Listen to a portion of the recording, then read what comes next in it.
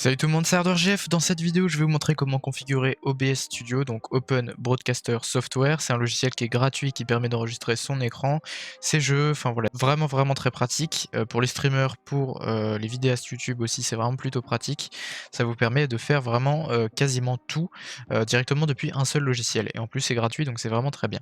Donc si vous n'êtes pas encore abonné à la chaîne, vous pouvez le faire, activer la cloche de notif, mettre un like, enfin bref, vous connaissez. Vous pouvez aussi commenter. Si vous avez une question, vous pouvez la mettre en commentaire, j'y répondrai sans aucun souci.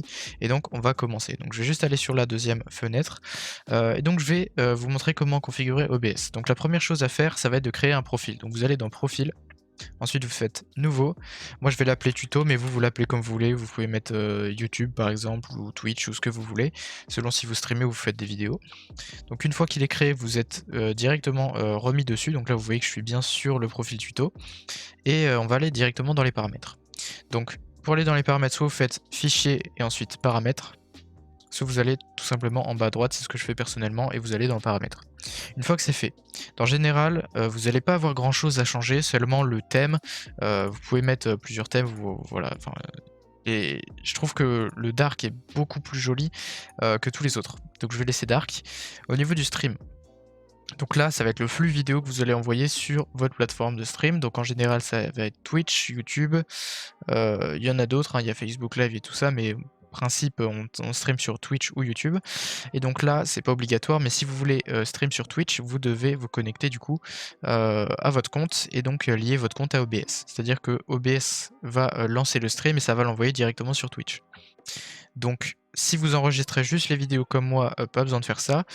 J'ai Streamlabs OBS, c'est un autre logiciel qui est quasi pareil pour streamer sur Twitch. D'ailleurs, mon Twitch s'affiche juste là, twitch.tv/hardwaregamesfr. Allez vous follow, je fais des streams sur Warzone, sur pas mal de jeux vidéo, donc si ça vous intéresse, vous pouvez aller checker. Et donc dans cette partie-là, ce sera absolument pas obligatoire, mais si vous streamez avec OBS, il faudra vous connecter. Donc ensuite, on va aller dans Sortie. C'est là qu'il va y avoir une des choses les plus importantes. Donc première chose à faire, mode de sortie, vous vous mettez en avancé. De base, c'est en simple, vous vous mettez en avancé.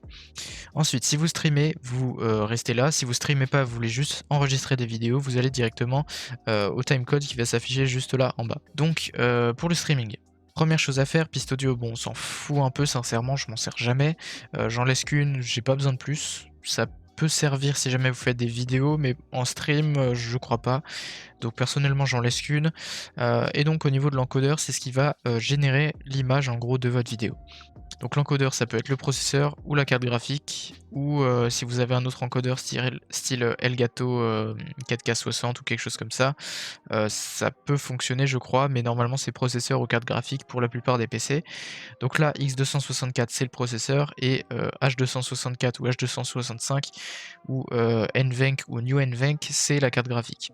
Donc chez AMD, donc c'est H264 ou H265, et chez Nvidia, ça va être New NVENC ou NVENC. Le New étant meilleur, bien évidemment. Mais donc voilà.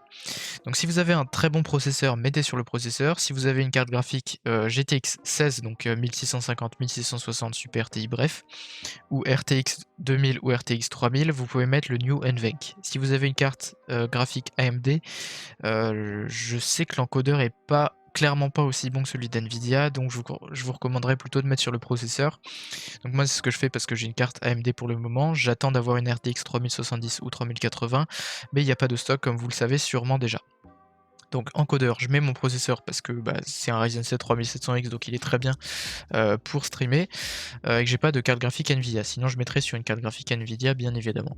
Ensuite là vous laissez cocher, là vous décochez, surtout c'est important, vous laissez comme ça.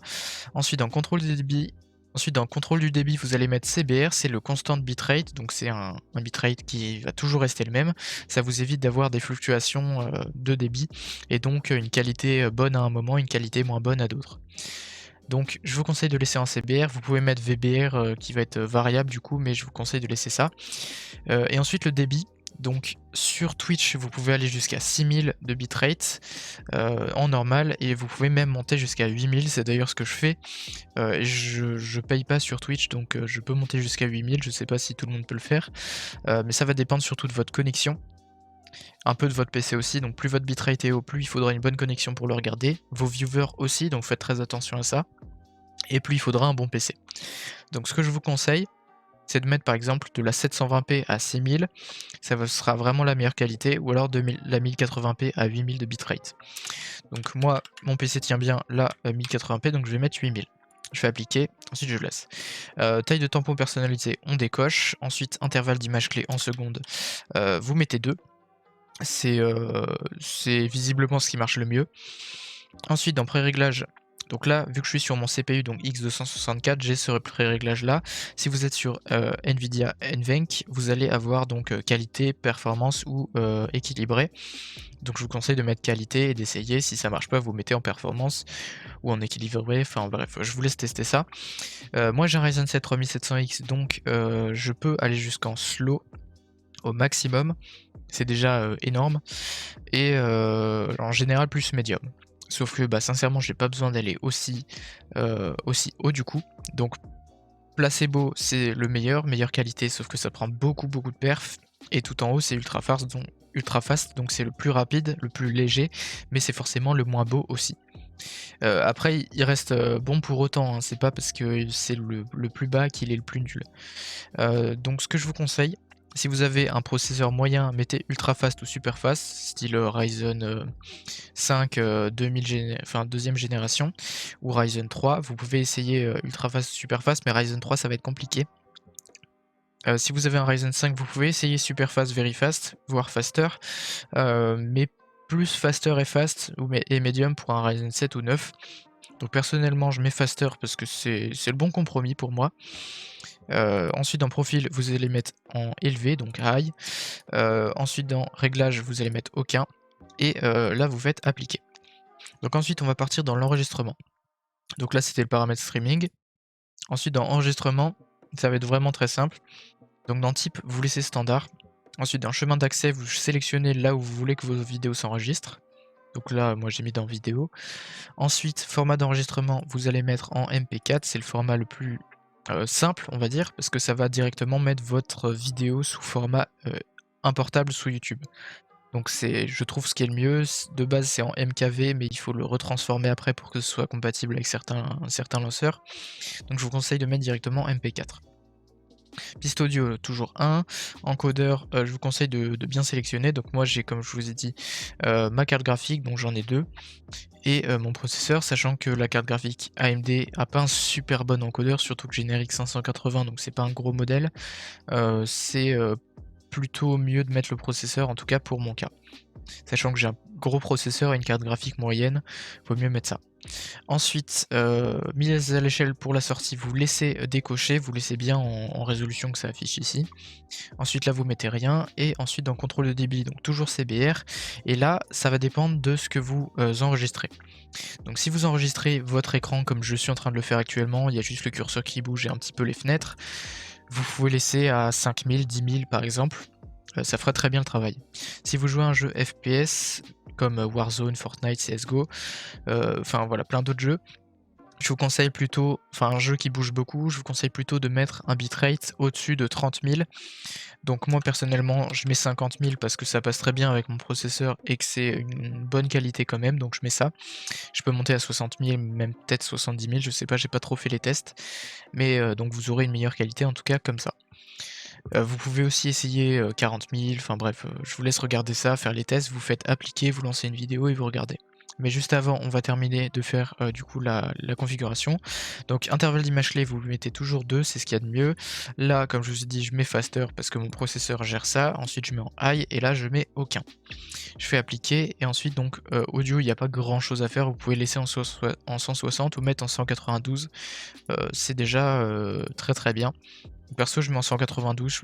À un moment, j'étais même en 320, mais bon, je vois pas vraiment la différence. Le plus haut étant le meilleur au niveau de qualité du son. 64, ce sera le plus basique. Donc, je vous conseille au moins d'être en 160, voire 192, parce que c'est au milieu et que c'est vraiment déjà excellent. 320, c'est overkill, ça sert en général pas à grand chose. Donc, vous faites appliquer et là-dedans, on s'en fout un peu. Ensuite, on va passer dans audio. Donc là, ça va être assez important, ça va être un paramètre qui sera plutôt décisif sur l'enregistrement de votre voix. Donc si vous avez un micro, après si vous en avez pas, on s'en fout un peu. Fréquence Donc fréquence d'échantillonnage, là c'est à 44,1 kHz. Personnellement mon micro est à 48 kHz, donc je vais mettre 48. Comment on sait ça? On va tout simplement aller dans les paramètres, ensuite dans système et ensuite dans son, et là dans panneau de configuration du son, juste là à droite. Une fois que vous êtes dedans, donc vous avez donc lecture, c'est le son qui arrive dans vos oreilles, et enregistrement, c'est le son qui arrive, qui sort, enfin qui arrive de votre micro, donc le son qui sort de votre bouche en gros. Si vous en avez un bien sûr. Donc vous faites clic droit, propriétés, et ensuite statistiques avancées. Donc là vous pouvez voir que je suis à 48 000 Hz, donc 48 kHz, donc je vais bien mettre 48 kHz dans OBS. Tout simplement, donc là c'est fait. Et ensuite canaux stéréo, mono c'est vraiment dégueulasse, donc laissez stéréo. Pas besoin de mettre du 7 points ou autre chose, mettez vraiment stéréo. Pour les périphériques, audio du bureau par défaut, pas besoin de mettre autre chose, sincèrement ça marche très bien comme ça. Audio du bureau 2, j'en ai pas besoin, donc mettez-en un si vous avez besoin, mais un seul ça suffit en principe. Micro auxiliaire, donc audio micro, je mets mon microphone, donc le Logitech G Pro X, très bon casque d'ailleurs, j'ai fait une vidéo dessus. Si ça vous intéresse, elle s'affiche juste là. Ensuite, dans tout ce qui est en dessous, bah, on n'a pas vraiment besoin de s'en préoccuper, donc vous faites appliquer, vous allez ensuite dans l'onglet vidéo. Une fois que vous êtes dans vidéo, donc là ça va être vraiment tout ce qui est affichage au niveau de votre vidéo et tout ce qui est vitesse de débit d'image. Donc là, la résolution de base, ça va être le canevas, ça va être votre résolution d'écran, donc la résolution de base que ça va prendre, en gros que ça va enregistrer. Donc si vous avez un écran 1080p, donc 1920 x 1080, vous mettez ça. Si vous avez un écran, je sais pas, 1440p, 2560 x 1440, vous mettez ça. Si vous avez un écran 4K, enfin bref, vous avez compris. Et ensuite, on va passer sur la résolution de sortie. Donc là, c'est la mise à l'échelle. Ça va être, en gros, comment ça va arriver sur YouTube ou sur Twitch ou sur la plateforme sur laquelle vous streamez, par exemple. Donc moi, bah, je filme en 1080p, donc j'aimerais bien que ce soit en 1080p si mon PC le supporte. Donc je vais mettre 1080p. Si jamais vous voyez que vous avez des pertes d'FPS vraiment trop grosses et que ça bug trop, essayez 720, essayez ensuite de descendre un peu. Je vous conseille quand même au minimum 720 si c'est possible, sinon c'est que votre PC n'est pas du tout fait pour ça, ou essayez de changer d'encodeur tout simplement. Donc ensuite, vu que je suis en 1080p, donc il n'y a pas de mise à l'échelle, ça va rester en fait comme je l'enregistre. Donc je peux mettre tout simplement bilinéaire, comme vous pouvez voir, plus rapide, donc ça prend moins de performance, mais en flou en cas de mise à l'échelle. Sachant que j'en fais pas, ce sera pas flou, donc ce sera très bien. Si jamais vous faites par exemple un stream en 1440p, comme votre écran par exemple, et que vous voulez stream en 1080p, il faudra mettre lance cause. Parce que ce sera le plus joli ou au minimum bicubique. Je vous conseille Lensco si votre PC le supporte. Si par exemple moi je suis en 1080p et que je veux faire un stream en 720p, il faut que je mette Lensco aussi, sinon ça va être flou. Mais vu que je stream et que je fais des vidéos en 1080p, bah je laisse 1080p et je mets bilinéaire parce que c'est le plus rapide et que ce sera très bien adapté. Ensuite, dans valeur courante débit d'image FPS, vous allez monter jusqu'à 60. Vous pouvez mettre aussi à 50 si vous faites des vidéos. Je sais que Squeezie par exemple il met ça, je sais qu'Amixem il met ça, enfin voilà, c'est un bon compromis entre performance que ça demande, taille du fichier et en même temps fluidité. Donc 60 c'est bien si vous faites du jeu vidéo, donc je vous conseille de mettre ça.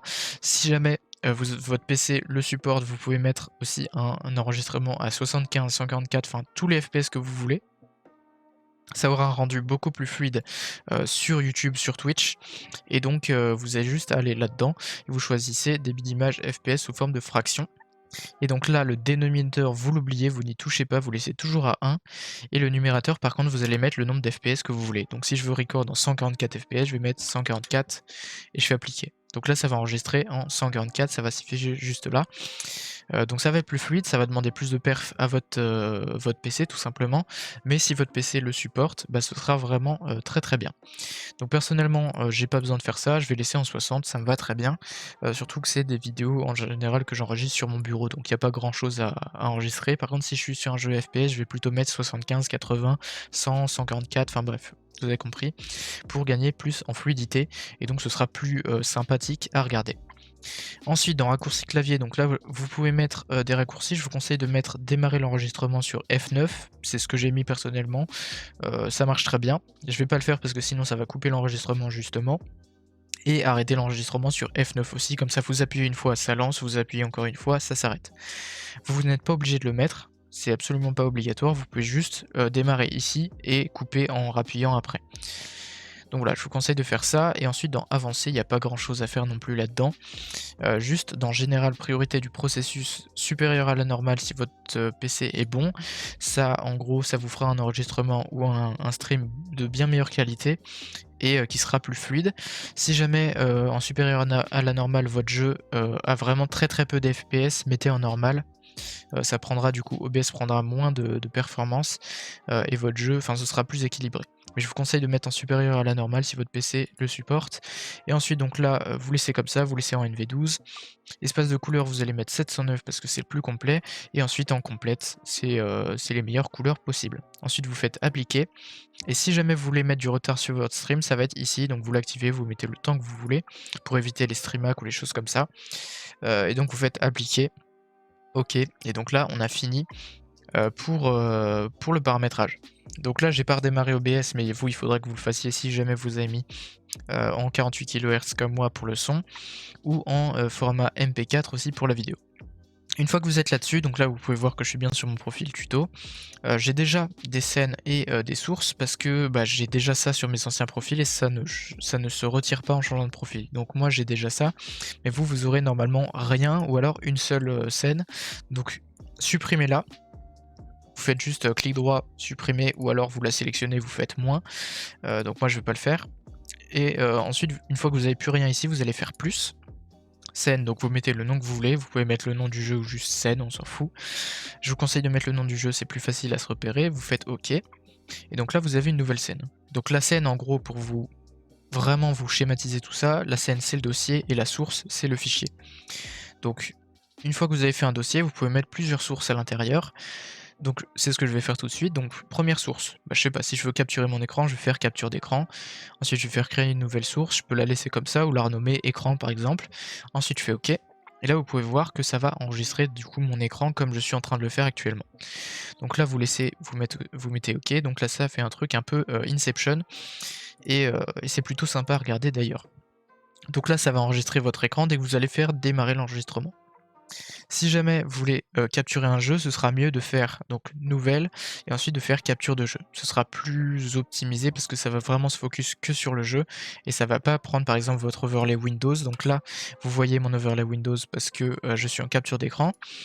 Mais si jamais je fais ça et que je fais en capture de jeu, vous allez seulement voir le jeu.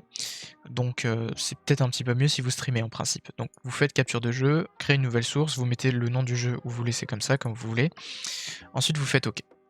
Alors là, de base, ça va mettre en capturer les applications en plein écran, sauf que je vous conseille plutôt de mettre le deuxième, capturer une fenêtre spécifique, parce que la première, ça peut capturer aussi votre Discord par exemple, si jamais c'est mal configuré, on sait jamais. Donc je vous conseille de mettre plutôt fenêtre spécifique et de sélectionner du coup, il faut lancer l'application et de sélectionner du coup, si je lance par exemple Call of Duty Warzone, il faut que je lance Warzone du coup, et que je le sélectionne ici, ensuite je le sélectionne, je fais OK, et donc j'aurai le jeu qui s'affichera juste là. Si vous avez fait comme moi et que vous avez deux sources du coup, une capture d'écran, une capture de jeu, là vous voyez que c'est la capture d'écran qui s'affiche, mais moi je la veux pas, moi je veux enregistrer mon jeu. Donc je vais juste la cacher sur le petit œil, et là vous verrez normalement votre jeu si jamais il est lancé. Donc moi je l'ai pas fait pour la vidéo parce que sinon ce serait trop long, mais donc il suffit juste de faire ça. Donc si vous voulez le décacher, le re-rendre visible, vous appuyez, vous rappuyez, enfin bref, vous avez compris. Et les petits cadenas à côté, c'est juste, je vous montre, donc là vous voyez les bandes bleues autour, et si je clique, vous voyez les bandes rouges et du coup je peux recadrer. Si vous voulez pas que ça bouge, vous mettez un petit cadenas et là je peux absolument pas bouger ce truc là. Donc moi je le décoche parce que je vais supprimer cette scène juste après. C'est juste pour la vidéo et donc je crois qu'on a fait le tour, donc j'ai plus grand chose à dire. Normalement ce sera vraiment bon, vous pourrez faire du coup vos enregistrements, votre stream, donc amusez-vous bien. Et donc si cette vidéo vous a plu, aidé, vous pouvez mettre un like dans les commentaires, vous abonner à la chaîne, surtout c'est très important, ça me soutient, c'est vraiment gratuit, ça vous prend 3 secondes de votre vie et sincèrement ça m'aide vraiment énormément, donc merci à tous ceux qui le feront. Road to 5K je dirais, c'est un bon objectif pour cette année. Pareil, sur mon Twitch, j'ai un objectif de 50 followers, donc twitch.tv/hardwaregamesfr. Allez y faire un tour, s'il vous plaît, ce serait vraiment super sympa. Objectif de 50 followers, je fais du Warzone, je fais voilà, pas mal de jeux. En ce moment, c'est surtout du Warzone et du Cold War, donc si ça vous intéresse, allez vous follow. C'est gratuit aussi, il suffit juste de créer un compte comme sur YouTube. C'est vraiment très simple et ça m'aide aussi vraiment énormément pour mon développement. Donc voilà, c'est tout pour cette vidéo, je vous dis à la prochaine, à plus pour une nouvelle vidéo. Allez, ciao.